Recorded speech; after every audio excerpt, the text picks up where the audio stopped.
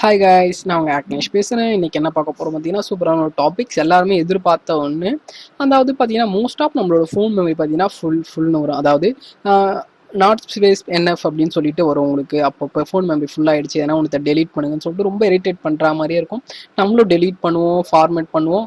But after ஒரு 2 month 3 மந்த்தில் பார்த்தீங்கன்னா திருப்பியும் மெமரி ஃபுல்னு இருக்கும். நம்ம எவ்வளோ டேட்டாஸ் தான் டெலீட் பண்ணிகிட்டே இருக்க முடியும் அவங்க சொல்லுங்கள். ஸோ அது நிறைய இடத்த பிடிச்சி வச்சிருக்கோம். ஸோ அந்த மாதிரி தருணத்தில் என்ன பண்ணுறது, அதை எப்படி சேஃப் அண்ட் செக்யூராக மூவ் பண்ணுறது அப்படின்னு பார்க்குறதுனா ஒரு ஐடியா இருக்குது. என்னன்னா அதெல்லாம் தூக்கிட்டு போய் எஸ்டி கார்டில் வச்சுலாம். சரி, நான் ஆப்ஷன்ஸ்னு ஒன்று இருக்குது. அந்த ஆப்ஷன்ஸை நம்ம யூஸ் பண்ணி என்னன்னா எந்த ஒரு ஆப்புமே இன்ஸ்டால் பண்ண வேணா, உங்களோட ஃபோன்லேயே டிஃபால்ட்டாக ஒரு செட்டிங்ஸ் இருக்குது. அந்த செட்டிங்ஸில் வந்து அதை மட்டும் எனேபிள் பண்ணி விட்டுட்டா போதும்.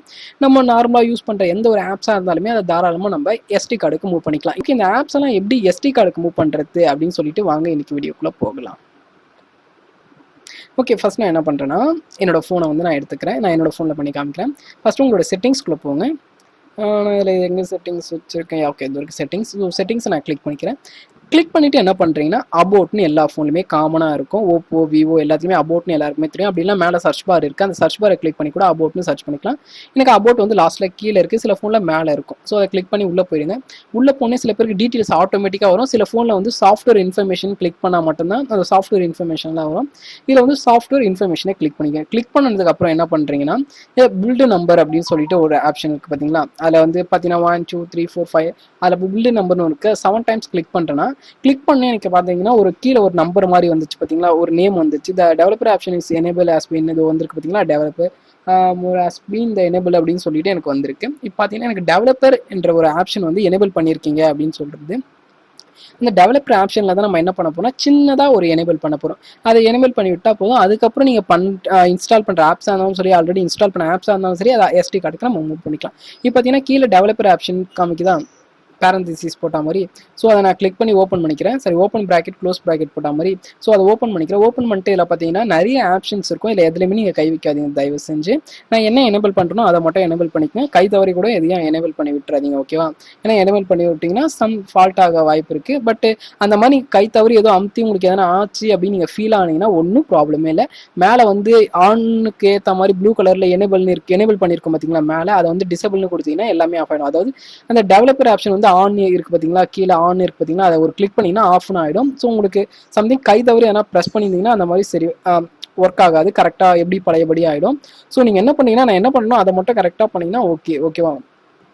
இதில் பார்த்தீங்கன்னா ஃபோர்ஸ் அப்படின்னு இருக்கும். Force external memory apps move பண்ணுறதுக்கு ஒரு ஆப்ஷன்ஸ் கொடுத்துருப்பாங்க. இதில் பார்த்தீங்கன்னா அதை கிளிக் பண்ணிட்டு பாருங்க, ஃபோர்ஸ் த ஆப்ஸ் மூவ் அப்படின்னு இருக்குது பார்த்தீங்களா, அதை வந்து நான் கிளிக் பண்ணிக்கிறேன். கிளிக் பண்ணிட்டு என்னென்னா இது மூலமாக நம்ம பண்ணிக்கலாம். இப்போ பார்த்தீங்கன்னா நான் எனேபிள் பண்ணிவிட்டு பேக் வந்துடுறேன். பேக் வந்துட்டு இப்போ நான் எந்த ஒரு ஆப்ஸை வந்து நான் இன்ஸ்டால் பண்ணாலும் சரி, இல்லை வேறு எதனா ஒரு ஆப்ஸை வந்து நான் மூவ் பண்ணாலும் சரி, மூவ் பண்ணிக்கலாம் தாராளமாக.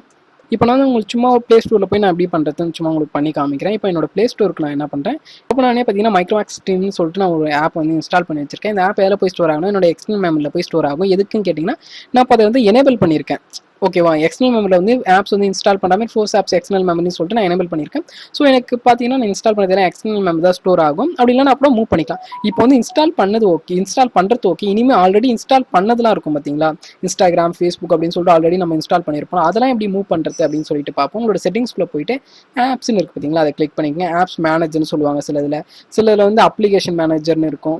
அப்படிலாம் சர்ச் பாரில் சர்ச் பண்ணிங்கன்னா உங்களுக்கு ஒரு ஆப்ஸ் அப்படின்னு எனக்கு வந்து டிஃபால்ட்டாகவே இங்கே இருக்கிறதுனால நான் அதை கொடுக்கல. ஸோ நம்ம பேக் வந்துக்கலாம். ஸோ எனக்கு டிஃபால்ட்டாகவே இருக்குது. ஸோ நான் ஆப்ஸ்னு கிளிக் பண்ணிவிட்டு இதில் எதனா ஒரு ஆப்ஸ் எடுத்துக்கோங்க. உங்களுக்கு எந்த ஆப்ஸ் மூவ் பண்ணணும், எஸ்டி கார்டுக்கு மூவ் பண்ணணும்னு நினைக்கிறீங்களோ எதனா ஒரு ஆப்ஸ் எடுத்துக்கங்க. நான் சும்மா உங்களுக்கு பண்ணி காமிக்கணும்னு சொல்லிட்டு எதனா ஒரு ஆப்ஸ் வச்சு உங்களுக்கு பண்ணி காமிக்கிறேன். இன்ஸ்டாகிராம் எடுத்துக்கிறேன். இப்போ என்னோட இன்ஸ்டாகிராம் பார்த்தீங்கன்னா என்னோட இன்டெல் மெமரியில் வந்து ஸ்டோர் ஆயிருக்கு, அதாவது என்னோட ஃபோன் மெமரியில் வந்து ஸ்டோர் ஆயிருக்கு. இதை எப்படி நான் எஸ்டி கார்டுக்கு மூவ் பண்ண போகிறேன் அப்படின்னு சொல்லிட்டு பார்ப்போம், ஓகேவா.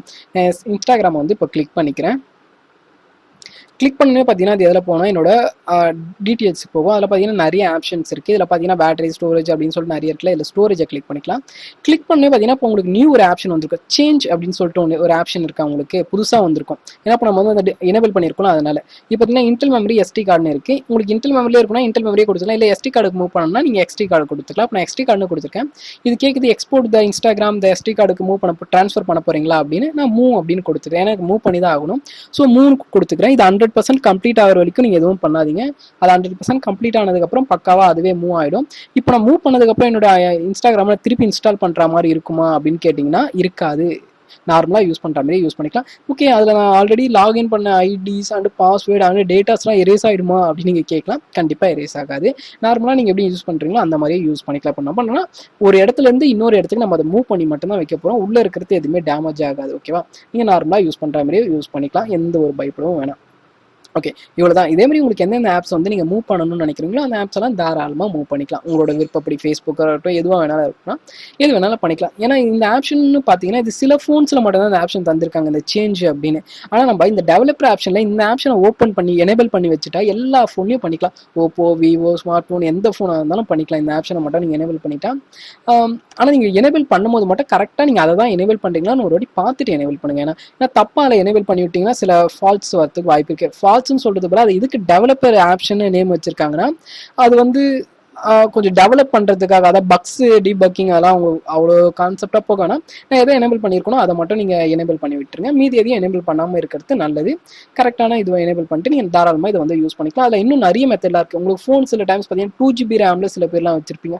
அவங்களுக்குலாம் பார்த்தீங்கன்னா ஃபோன் ரொம்ப ஸ்லோவாக இருக்கும். அதில் பார்த்தீங்கன்னா அனிமேஷன் ஸ்கேல் அப்படின்னு சொல்லிட்டு இருக்கும். அனிமேஷன் வந்து நம்ம கம்மி பண்ணிட்டா ரேமோட ஸ்பீடு வந்து அதிகமாக இருக்கும். ஸோ அப்போ யூஸ் பண்ணும்போது உங்களுக்கு அதிகமாக இருக்கும். அந்த டெவலப்பர் ஆப்ஷன்ஸ்லேயே நமக்குள்ளே பார்த்தீங்கன்னா நிறைய இது இருக்குது, ட்ரிக்ஸ்லாம் இருக்குது. அதெல்லாம் ஒன் பை ஒன்னாக பார்க்கலாம். இப்போதைக்கு இதை தெரிஞ்சுக்கலாம். அடுத்த வீடியோவில் ஒன்றும் உங்களுக்கு கிளியராக சொல்லித்தரேன்.